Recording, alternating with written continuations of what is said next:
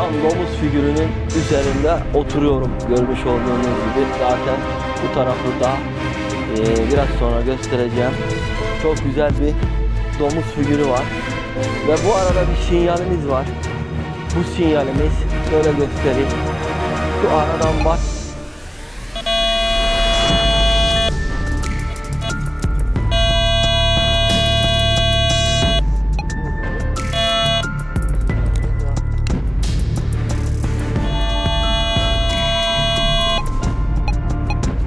Vibrasyon yapalım hemen burada. Evet. Bak bu şekilde. Görmüş olduğunuz gibi direkt bu arada bir sinyali rahat bir şekilde yakalıyor. Devam edelim böyle.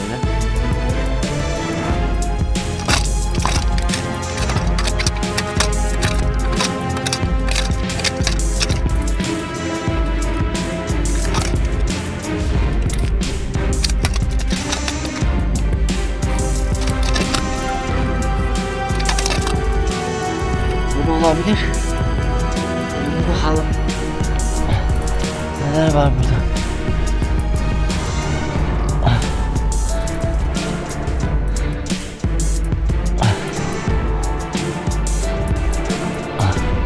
Hadi burada. Merhaba arkadaşlar. Yeni videoma hoş geldiniz. Bugün yine muhteşem bölgelerinden bir tanesindeyiz. Ve güzel bir domuz figürü yakaladım. Şimdi tam domuz figürünün üzerinde oturuyorum. Görmüş olduğunuz gibi. Zaten bu tarafı da biraz sonra göstereceğim. Çok güzel bir domuz figürü var. Ve bu arada bir sinyalimiz var. Bu sinyalimiz şöyle göstereyim. Şu aradan başlıyor. Bakın şu aradan başlıyor. Şimdi domuz burnu şu ara. Bakın domuzun burnu tam şurası, gözü bu şekilde kayanın ön tarafına doğru bir şöyle baktığımızda da zaten net bir şekilde göreceksiniz. Bu arada bir sinyal aldım. O yüzden durdum buraya. Normalde böyle yukarıya doğru gidecektim. Hatta burada da yine kayaların üzerinde işaretlerin olduğunu görebiliyoruz. Bu şekilde güzel bir nokta. Bu timsah figürü, daha doğrusu domuza da çok benziyor ama timsaha da çok benziyor. Bakın uç tarafı direkt şöyle baktığımız zaman da şöyle üzerine oturduğumuz zaman da zaten hep bu tarihi bölgelerde şu dikkatimi çekti. Bu tür işaretler genelde hep o tarafı gösteriyor. Yani haritayı bulmuş olduğum noktaları gösteriyor. Şimdi ben de o tarafa gidiyordum daha doğrusu. Hedefim oraydı. Haritanın devamını yapacaktım. Ama bu figürü gördükten sonra dedim buraya da bir bakayım. Buralara kadar gelmişken bir inceleyeyim.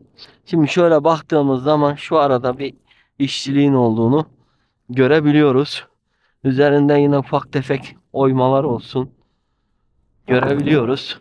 Burada da yine bakın şu aralarda şöyle yukarıdan aşağıya olukların olduğunu görebiliyoruz. Bu şekilde bir işaret arkadaşlar. Şöyle baktığımızda hiçbir şeye benzemiyor. Böyle kenara çekilmiş bir taş misali burada duruyor. Bu taraftan baktığımızda ise timsah veya domuz kafasını andıran bir yapısı var. Şu ara gözlere bakın. Şöyle baktığımız zaman gözü, kabartması, şu ara burnu bu şekilde bir işaret. Şimdi burada altın modunda aldığım zaman herhangi bir sinyal alamadım arkadaşlar. Onu da söyleyeyim. Burada sadece oksit modunda bir sinyalimiz var. Şöyle oksit moduna alayım tekrardan cihazımı. Bakın burada oksit modunda şöyle geldiğim zaman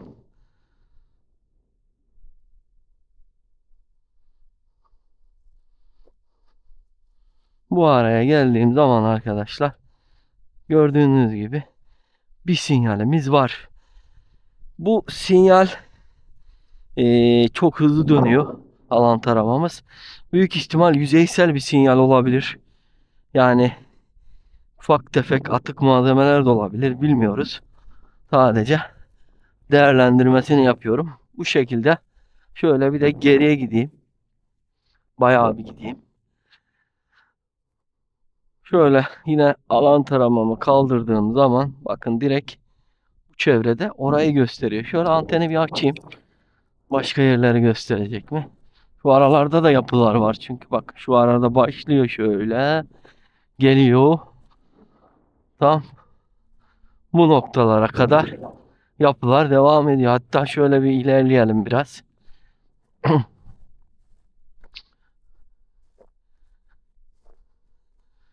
Bakın burada da yine bir tane kaya kütlesi var.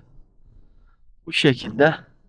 Bunlar da tarlanın içerisinden çıkan kayalar. Şurada da yine bir kaya kütlesi var. İleride de var. Bu şekilde devam ediyor ama benim buraya durma amacım, bakın şu ileride kayalıkları görüyor musun? Ta bu aralara kadar geliyor. Oralara doğru da incelemeler yapacağım zamanla.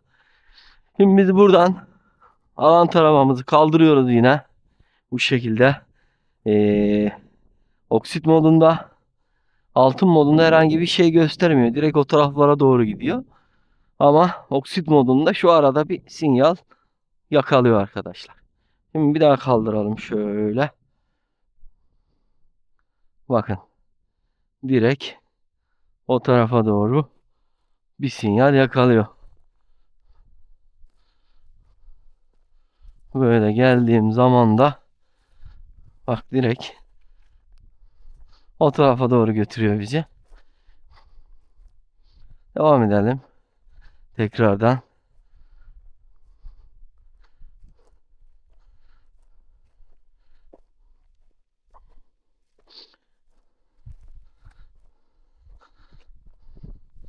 Bakın burada dönmeye başlıyor ama anten uzun olduğundan dolayı dönemiyor. Burada bir sinyalimiz var. Şimdi altın modunu aldığımdaysa şöyle bir altın modunu alalım arkadaşlar. Tekrardan. Bakın altın modunu alıyorum. Tam sinyalin üzerine çıkıyorum bu şekilde. Böyle kaldırdığım zaman bakın direkt bu tarafa doğru bir sinyal veriyor bize. Ya da ilerlediğimde de bakın bu tarafa doğru sağlı sollu oynamalar var.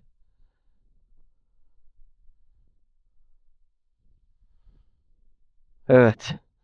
Şimdi buraya bir bakalım. Yeraltı görüntülememizle yüzeysel mi yoksa derinsel mi?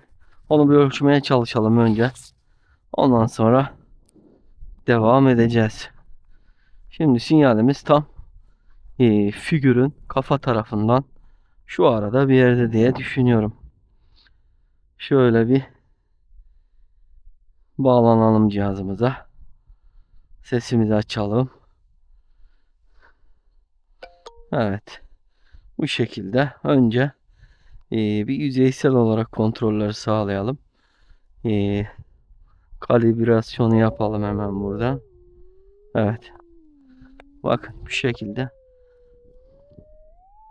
Görmüş olduğunuz gibi direkt bu arada bir sinyali rahat bir şekilde yakalıyor. Devam edelim böyle.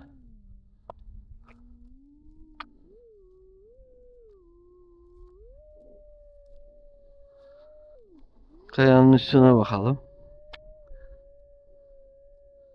Yani canlı aramada gördüyse yaklaşık 40-45-50 santim aşağıda.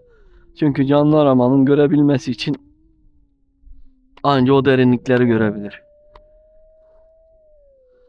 Şimdi bir de tekrardan yine 5'e 5 şeklinde bir bakalım. 5'e 5 şekline bakalım. Şu şekilde. Bakın çok uzun mesafelere gitmeden şöyle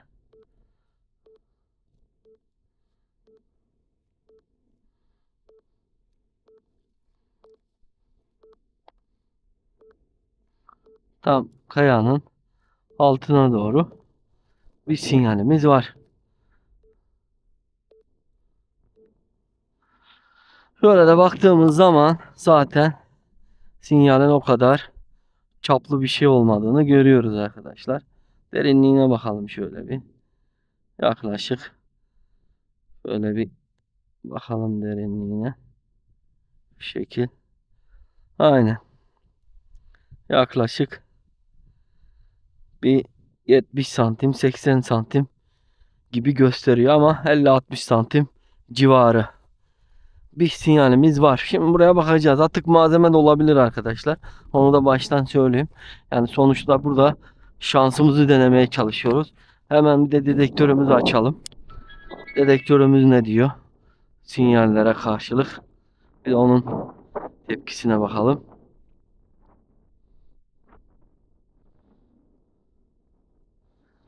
Evet. Şöyle. Üzgünüm, anlamıyorum. Neyi? Bu şekilde. Bir daha topraklamamızı yapalım. Çünkü yerler biraz ıslak. O yüzden şöyle bir arama yapalım. Bakın. Şu arada bir sinyal görüyor. Şöyle kayanın üstüne bakalım bir de.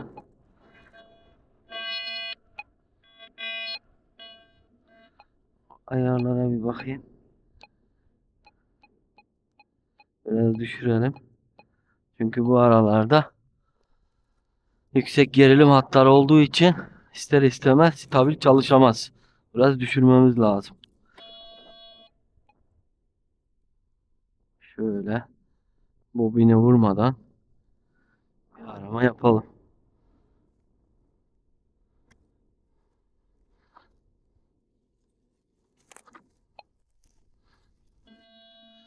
Buradaki sinyali görüyor. Şöyle bir devam edelim.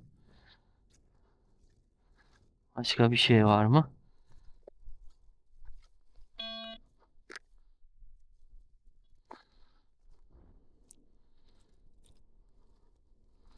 Başka da bir şey yok gibi görünüyor arkadaşlar.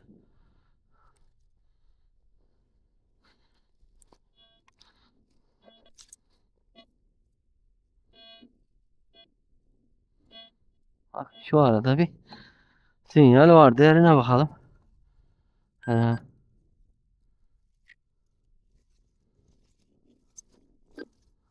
çok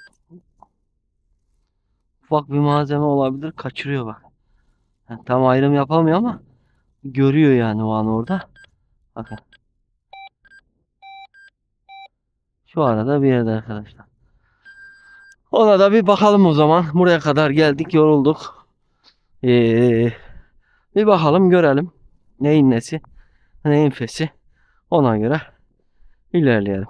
Şu panterimizi alalım. Levyemizi alalım. Ee, önce şu panterimize şöyle bir bakalım arkadaşlar. Bu ara zaten içe doğru gidiyor.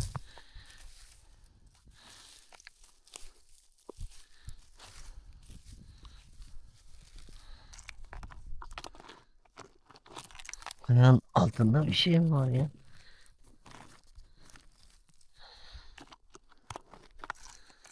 Herhangi bir sinyal yok yüzeysel olarak.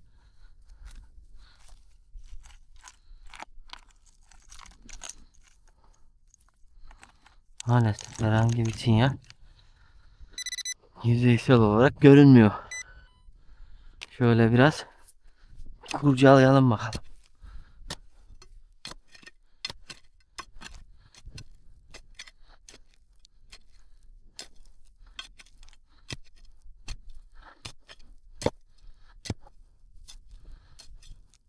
Toprakta o kadar sert değil yani, yumuşak.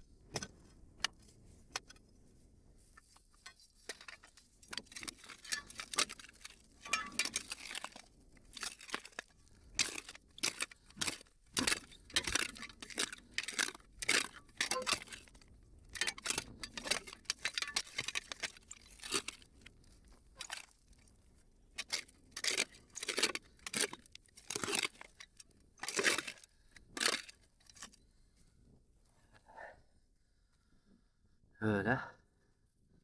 Kaya parçalar çıkıyor.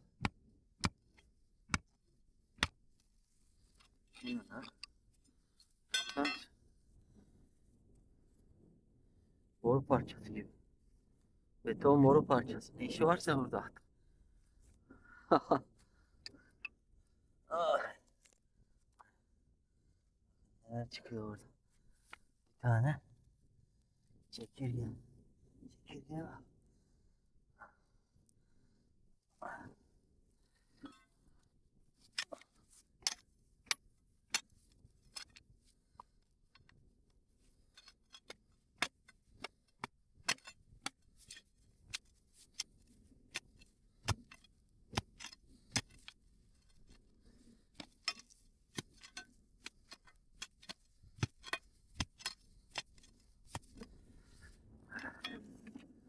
Çekirge dolu burası ya.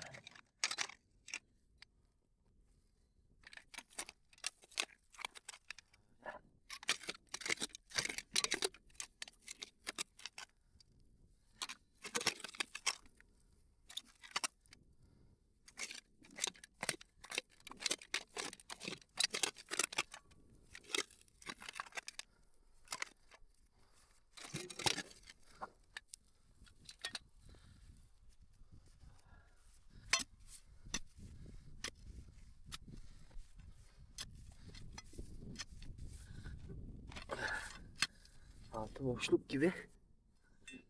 Aralar çıkmaya başlıyor.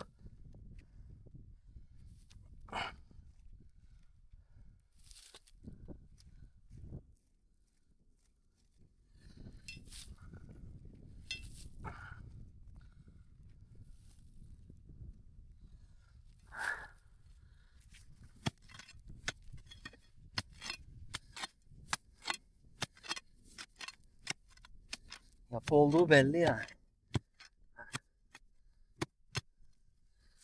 Altı kütür kütür ötüyor. Görüyor musun? Eski taşlar. Bu tür taşlar hep böyle tarihi bölgelerde çıkar arkadaşlar. Başka yerlerde bulamam. Normal taş değil bunlar bak. Görüyor musun?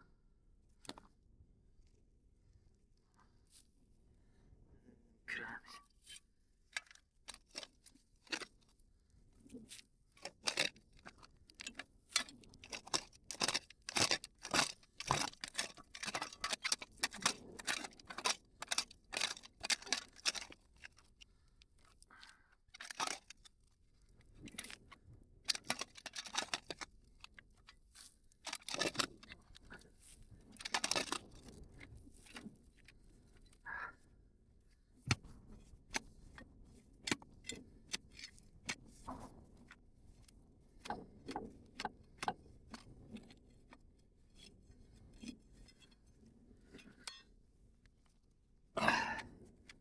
Ha bak.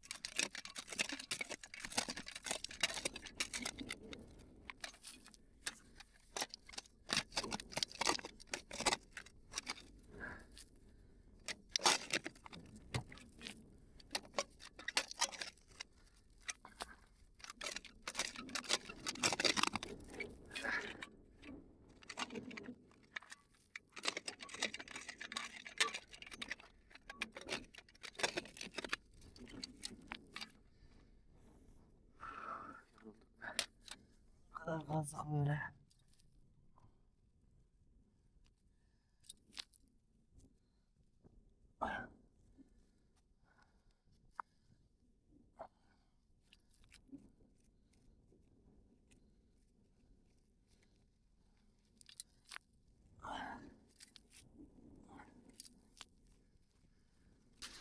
Haydi.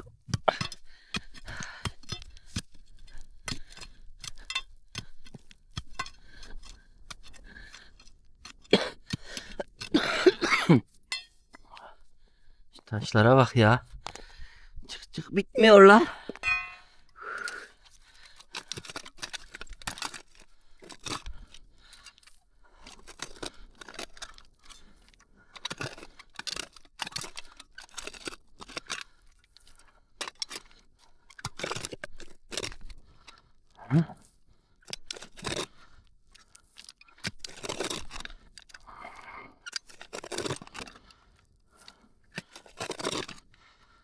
Ah.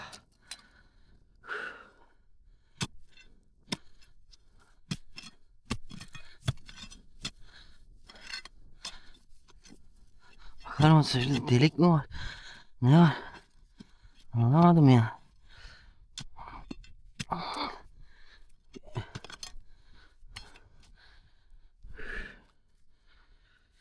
Enteresan enteresan. Taşlar çıkıyor. Taşlar taşlar taşlar. Bakar mısınız? Büyücükler. Adamlar. Kış uykusunda.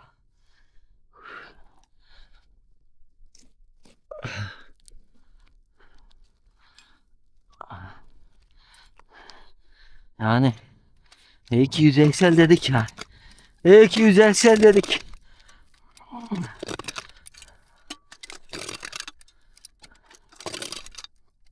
Yani iyi ki yüzeysel dedik arkadaşlar. Yaklaşık bir 70-80 santim indik yani. Şu dedektörle bir daha bakayım. Bari acaba attık mı çıktı mı? Şöyle bir bakalım.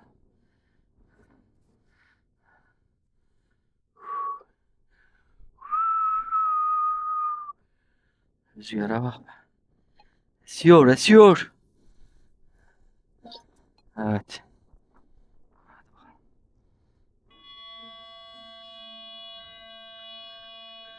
Buyur buradan yak. Derine bakalım. Evet. Değerli bir sinyal. Umarım güzel bir şey çıkar. Umarım hakkını verir yani bugünün. Yoksa bittik yani. Biraz daha kazayım da arayı da alayım. Bir boşaltayım tekrar.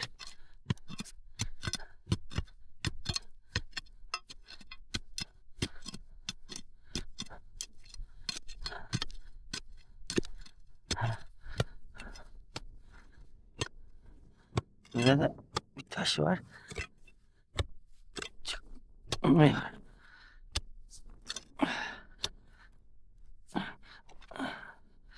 Ah. Buna bakar mısınız ya? Resmen mağara oldu mağara. Ah. Resmen mağara oldu yani. Mağara kazdık mağara. Az daha biz de gireceğiz içine.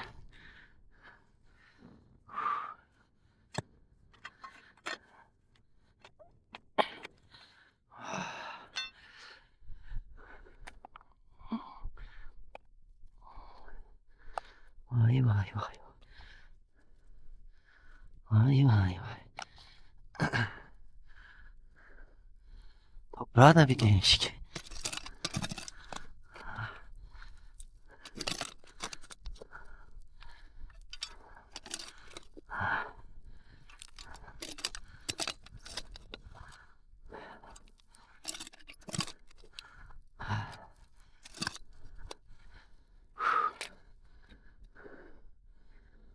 Yoruldum ne?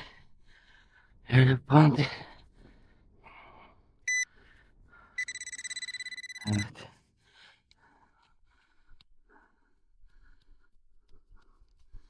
Daha bir şey yok lan. Vallahi bir şey yok. Oho. Nerede bu? Nerede bu? Nerede?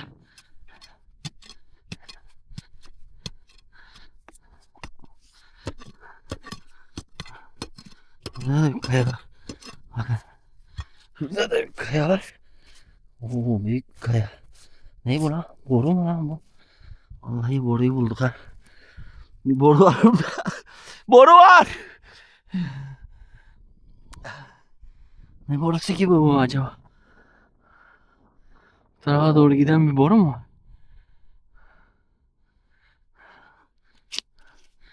Ha? Doğalgaz borusu mu lan bu?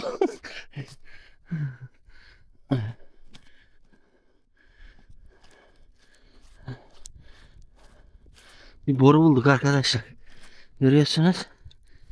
Bunu nasıl böyle bir şey yapmışlar anlamadım ama boruyu görüyorsunuz.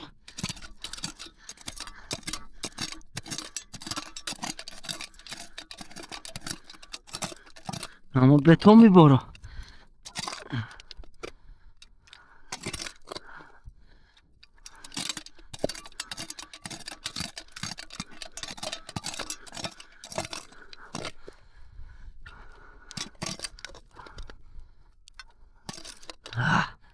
Beton bir boru bulduk. Boru böyle gidiyor. Böyle gidiyor ama yani bu beton boruda demir mi var acaba?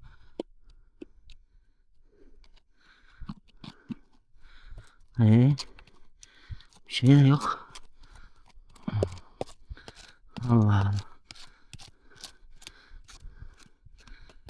Böyle yüzeysel mi gidiyor yani bu boru? Yani kafam karıştı şu an arkadaşlar. Bakın bir tane yılan mı nedir bu? Bende başka bir şey var. Yılan yavrusu mu? Nedir? Şu beğenimi alayım. Kırkayak yavrusu.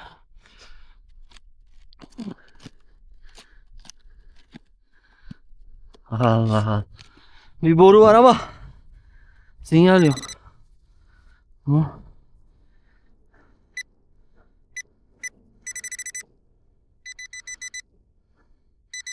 Yaklaşık. Şurayı biraz daha kazayım. Bir daha bakayım arkadaşlar. Çünkü işler karıştı. Bir boru bulduk.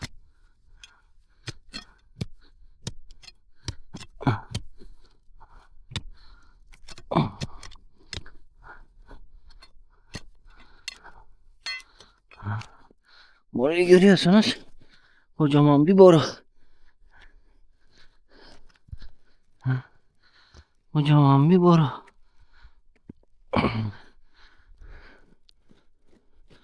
Borunun demiri falan mı var acaba? Tuhaf. Gerçekten tuhaf. Bir daha bakayım şöyle.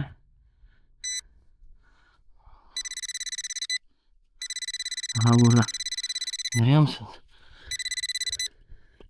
Ama burada bir sinyal yok. Borunun yanında bir sinyal var. Şu arada bir yerde. Orayı biraz daha ilerleyeyim. Biraz daha ilerleyeyim bakayım oraya. Şu araya.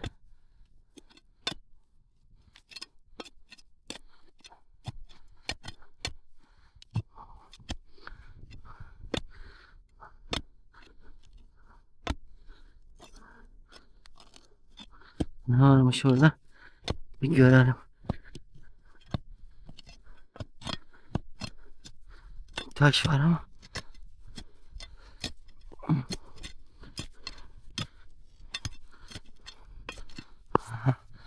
Morunun altına. Morunun altına doğru gidiyor.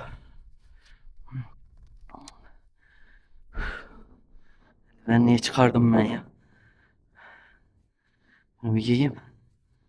Morunun altına doğru giden bir yapı var büyük ihtimal. Veya şey de olabilir. Bolu'nun kelepçesi de olabilir arkadaşlar. Hani böyle alüminyum kelepçeler var ya. O da olabilir. Şöyle bir bakalım. Neler var burada?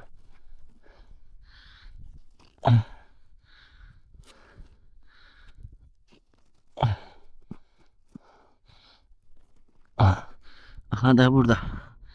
Gördüm onu. Onu gördüm. Neredeymiş o?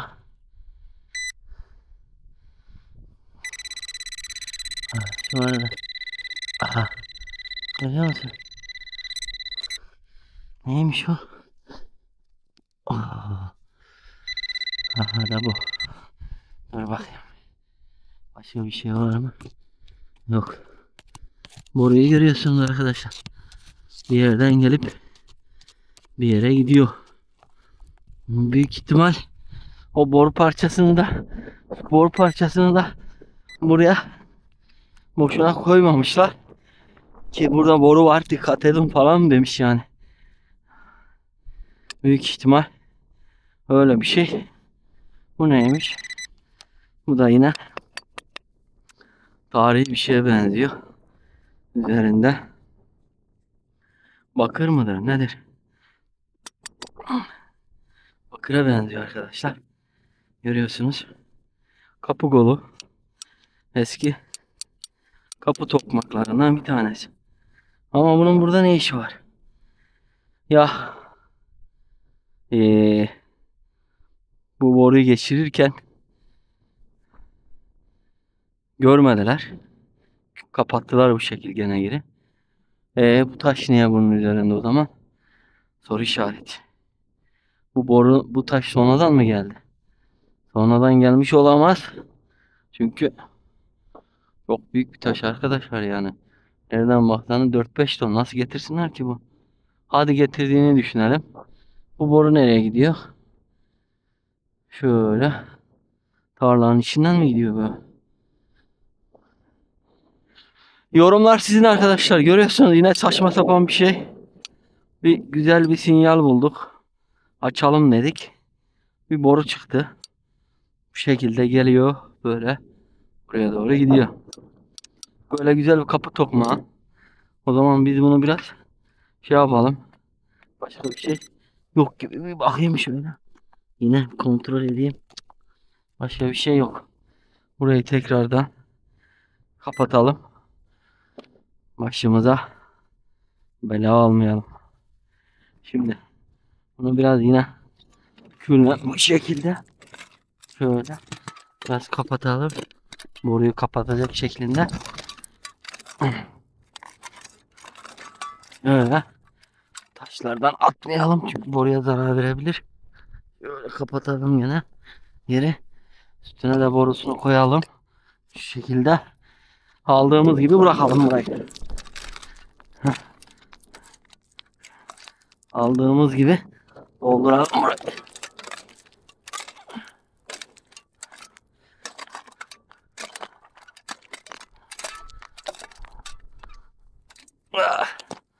Sıkıntılı bir yer.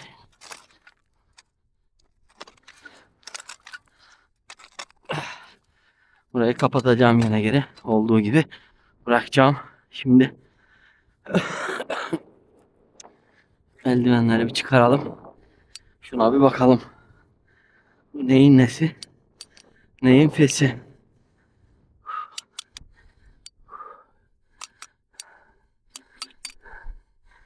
Şöyle bir temizleyelim bunu.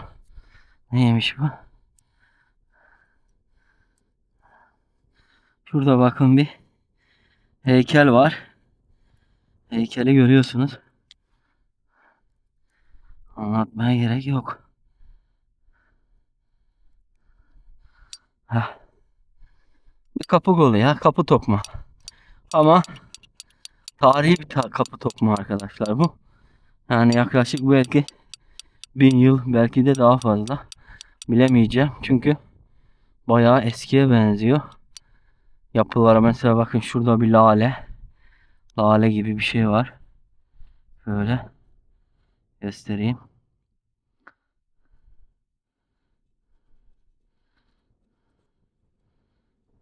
Heh.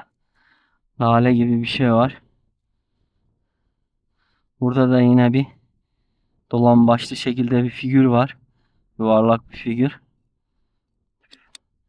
Görüyorsunuz. Şurada yine bir lalenin devamı var. Burada delikleri var. Bakın şurada delik. Şurada da bir deliği var.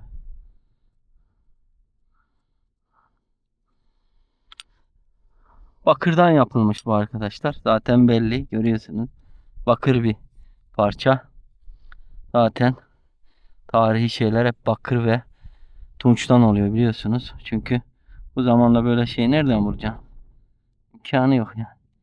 Adam ne biçim bir işçilik yapmış görüyorsunuz. Laleler iki tarafta şöyle kapı olduğunu düşünürsek Osmanlı dönemine ait olabilir bu arkadaşlar. Osmanlı dönemine ait olsa şu heykel olmaz. Yorumları size bırakıyorum arkadaşlar. Görüyorsunuz yine enteresan bir parça ve enteresan bir yerdeyiz yine. Sizleri seviyorum. Yeni videolarda, yeni maceralarda buluşmak dileğiyle diyorum. Her şey gönlünüzce güzel olsun.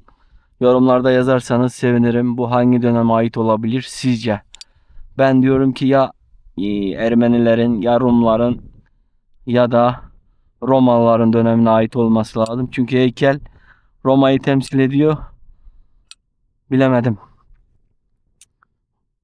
Selametle.